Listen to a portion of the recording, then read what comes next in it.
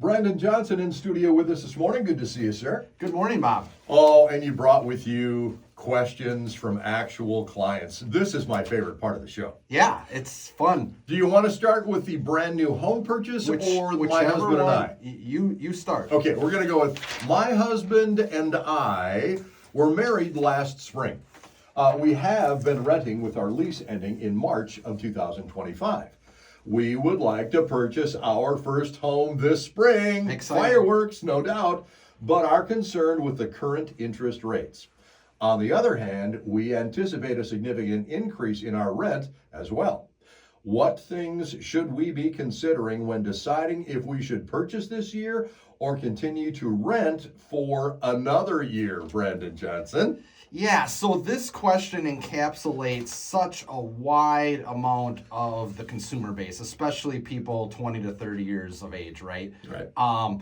This is housing in a nutshell right now in 2025. What I would say is taking a step back is, we are as guilty as realtors of anyone saying, now is a great time to buy. It's always a great time to buy. It's always a great time to sell, right? You hear that all the time. And the truth of the matter is no matter what the economic situation, the macro is, the question you should be asking is it a good time to buy for me right now? Because every situation's different? Correct. Okay.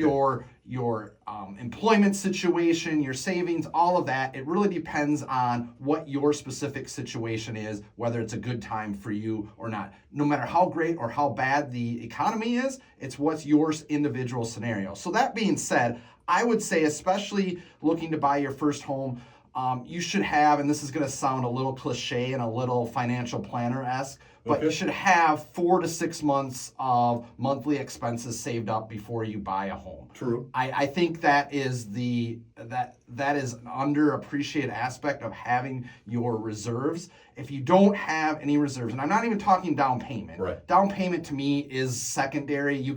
It's not even necessary to have a substantial down payment now. What I would say is you want to be in a sound economical savings place to buy a home. Yep. So I would have 5 to 6 months monthly expenses in reserves outside of your down payment. Even if you are renting an apartment or something. Yeah, because if you're renting and you lose your job or something goes well, that's going to be less catastrophic than losing your home, right? Well, a house payment and a rent payment, pretty darn close dollars and cents wise. Correct. Right? But the consequences of not being able to make a rent payment versus not being able to make a mortgage payment are far more significant in my opinion. True. So I would say the first thing looking at your situation is you want to have, that roughly 5 plus or minus months of savings.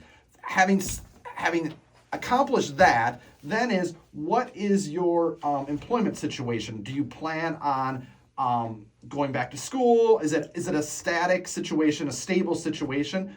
And then you look at meeting with a loan officer and say, I would be less tied into the interest rates fluctuating 1/4 to 0.5%. And I don't have my crystal ball in front of me, but I don't know that we're going to have dramatically higher or lower interest rates in 2025. I think they may fluctuate that plus or minus between the 6 to 7% the rest of this year. So that being said, from what I'm seeing is the demand for homes in the entry-level price point is not getting weaker. Exactly right. And so you're not going to see property values fall. And so I would say my recommendation is if your employment is stable, if you're in a stable situation, if your rent is increasing, you may want to plant your flag in the ground, i.e. purchase a home.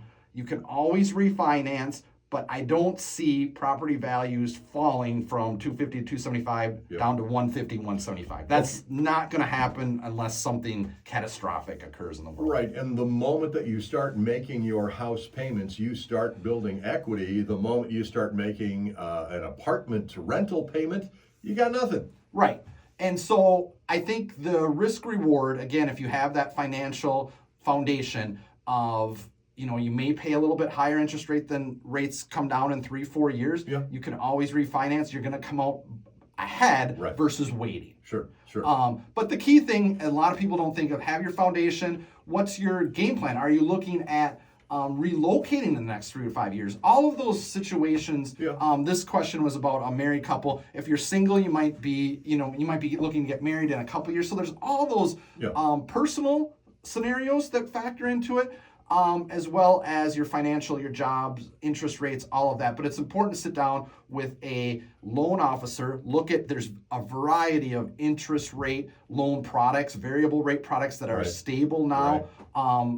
Don't get hung up on the down payment. You don't need 20% down. I'd say it's more important to have your savings intact than to have a 15 to 20% down payment. All right, are you finding particular segments, demographics, age categories of people that really are asking this question, like 25-year-olds, 30-year-olds? I would think that by the time you're 30, maybe even 35, you've already jumped into the homeowner market, true? Yes, but that age is increasing every year. The first-time home buyer is going, it used to be in your early to mid-20s, then it creeped up to late 20s. Now we're in the 30s where the average first-time home buyer, just because of the affordability and the percentage of your income that it takes to own a home or pay rent is much higher than it used to be even 10 years ago. That is for sure. Easy to get roommates for the apartment. Yep. Maybe not so easy for the home, because if you're sharing that place with your wife, the last thing you want to do is have roommates. Yeah, no, I get it. And then don't get like you have to have your forever house as your first house either. For you sure. get a lot of people where your wants and needs are dramatically different. You want to be wise about that. That's right. Decision as well. Betting on the future for sure. Absolutely. Brandon, what's the best way to work with you guys at VoigtJohnson Real Estate? VoigtJohnson.com online or at 320-774-2400. Brandon, thank you. Thanks, Bob.